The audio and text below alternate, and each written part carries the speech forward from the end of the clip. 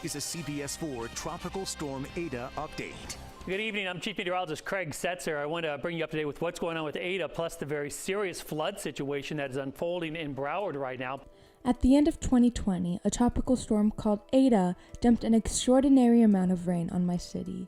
Streets were flooded, schools were closed, and some people couldn't even flush their toilets. The water table underneath our homes rose so high that water had nowhere to go, creating an unsafe environment and the danger of polluted sewage water. I wanted to understand why this happened, if this flooding continues in the future, and if pollutants continue to contaminate the water, what, if anything, can we do about it? My home lies on the edge of the Everglades, a vast, slow-moving river of grass that we all depend on for our water.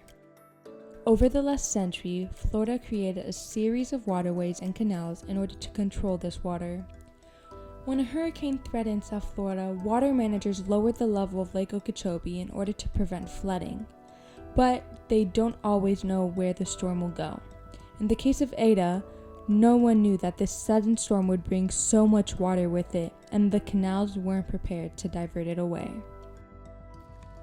This made me think about how the whole system works. Where does the water in Lake Okeechobee come from?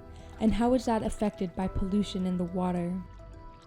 Recent years have seen an excess of blue-green algae caused by pollutants in the lake as it is diverted east and west with only a trickle towards the south.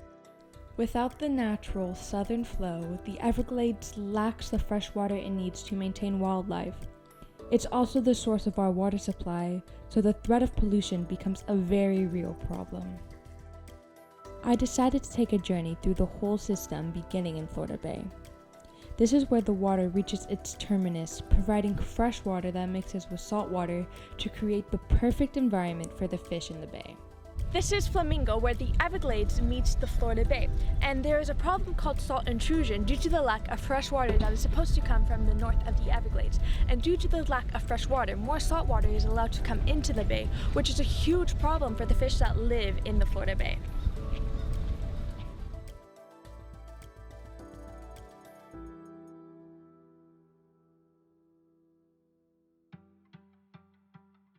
The saltwater intrusion doesn't only affect the Everglades, but even our cities along the coast like Miami Beach, that is now seeing high incidence of rising tidal levels flooding the streets.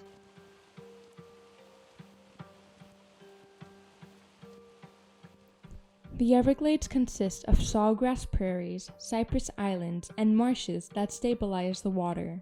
Natural fires and prescribed burns help the Everglades restore its nutrients, and in doing so helps to purify the water as well. Prescribed burns like these are necessary for replenishing the habitats of the Everglades. This is an example of an area that has already been burned. The water from Lake Okeechobee is prevented from flowing south by a large dike around the lake built by the Army Corps of Engineers. The water here is tightly controlled to provide irrigation to the corporate farms of sugar and vegetables just south of the lake in Everglades. And many believe that runoff from these farms create pollutants that further bleach into the water system that heads down the canals towards South Florida, thereby stemming the natural flow to the Everglades. The Army Corps of Engineers maintains a system of locks that controls the flow of water through the Caloosahatchee and St. Lucie rivers heading east and west. As the water goes west in the Caloosahatchee River, it comes to a lock like this one in order to maintain the water levels. The top of the lake receives water from the Kissimmee River, and the pollutants carried into the lake have created a thick layer of sludge on the bottom, making it difficult for fish like bass to thrive.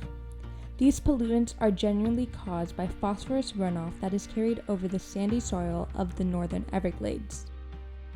Phosphorus is the leading cause of blue-green algae, so the system may actually have more pollution flowing from the northern reaches of the Lake Kissimmee Basin, creating these algae outbreaks in the Caloosahatchee and St. Lucie rivers.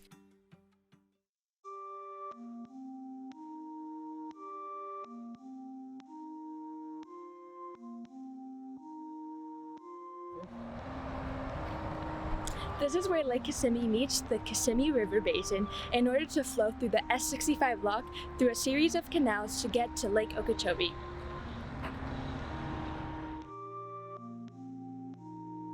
The Kissimmee River itself is fed by Lake Kissimmee and a series of other lakes such as Lake Tohopekaliga that are witnessing their own high levels of invasive plants like hydrilla that continue to choke the waterways here.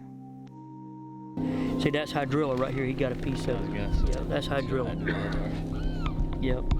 This is an aquatic nightmare for any freshwater lake in the state of Florida. This stuff right here. It just grows and grows and grows. And this stuff can grow up to a foot a day in the summer. And like I said, it gets real bad. When they lower the lake, you can see it actually come up. It'll impede the surface of the lake. And some places, there'll be patches out here that look like carpet out here.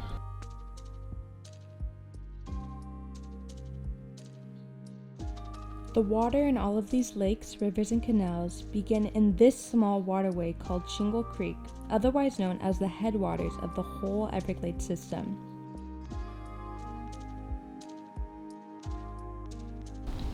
This is Shingle Creek, and as you can see, the water flows down into the lakes of Central Florida and eventually into the Everglades.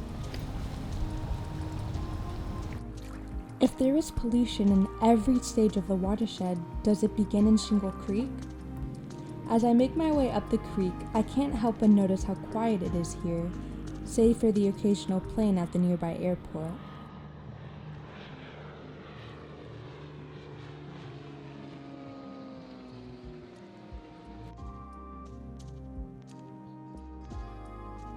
Here, Shingle Creek goes under Sand Lake Road and continues north.